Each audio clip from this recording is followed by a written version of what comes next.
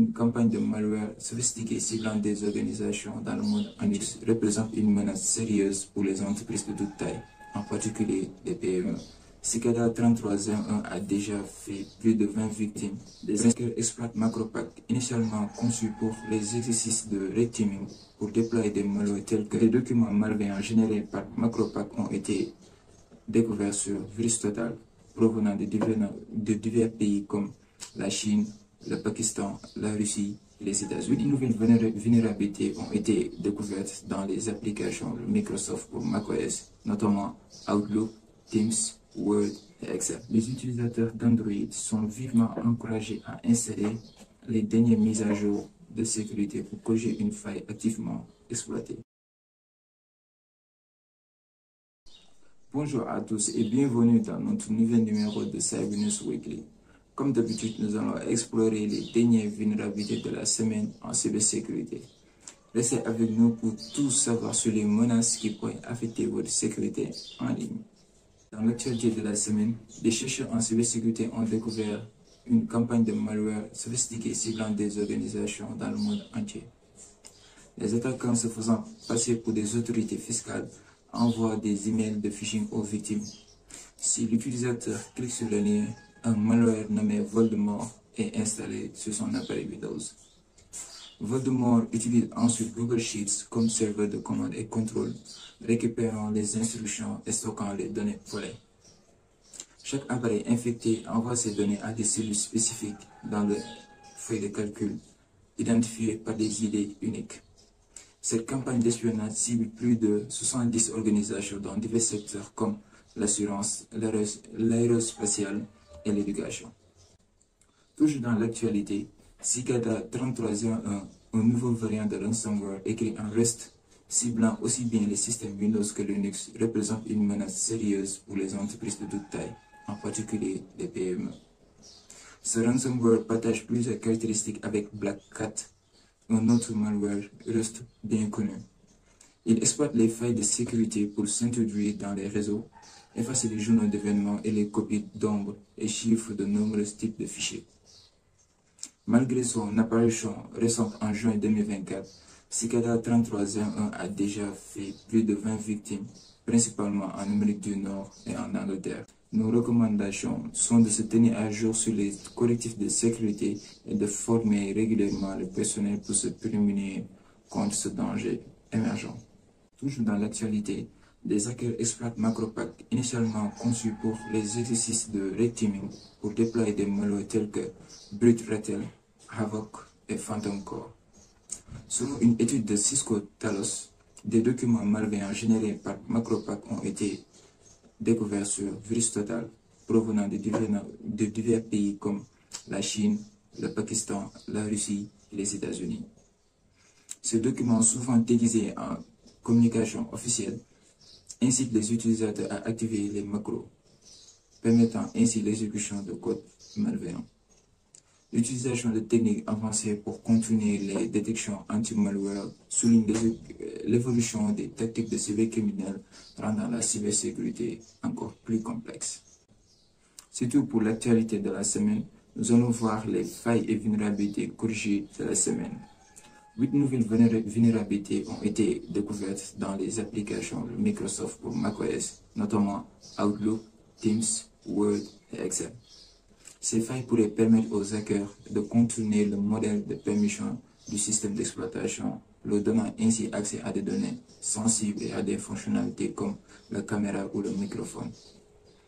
En exploitant ces failles, un attaquant pourrait par exemple enregistrer des vidéos ou des audios sans que l'utilisateur ne s'en aperçoive.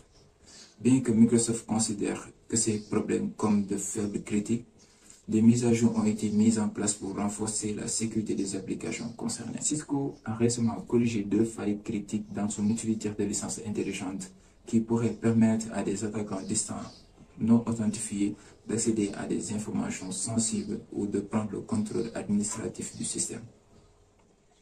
Les vulnérabilités identifiées comme CVE 2024-20439 et CVE 2024-20440 ont reçu une note de gravité de 9,8 sur 10. La première faille permet à un attaquant d'utiliser un identifiant administratif statique non documenté pour se connecter à un système affecté. La seconde faille découle d'une généralisation excessive permettant d'accéder à des fichiers de log contenant des données sensibles. Cisco a publié des mises à jour logicielles pour remédier à ces problèmes et conseille aux utilisateurs de mettre à jour le système immédiatement pour éviter toute exploitation potentielle. Toujours dans l'actualité des vulnérabilités et failles corrigées, les utilisateurs d'Android sont vivement encouragés à installer les dernières mises à jour de sécurité pour corriger une faille activement exploitée. Cette vulnérabilité critique détectée dans le composant du système pourrait permettre à des attaquants de prendre le contrôle des appareils sans nécessiter des privilèges supplémentaires.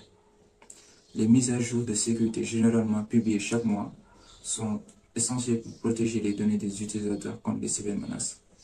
Pour mettre à jour, il suffit d'accéder aux paramètres de votre appareil et de sélectionner Sécurité et de vérifier les mises à jour disponibles.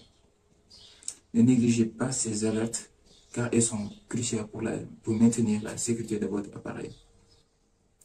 Une faille de sécurité critique a été découverte dans le plugin Lightspeed Cache WordPress, utilisé par plus de 6 millions de sites. Cette vulnérabilité permet à des attaquants non authentifiés de prendre le contrôle total d'un site en se faisant passer pour un administrateur.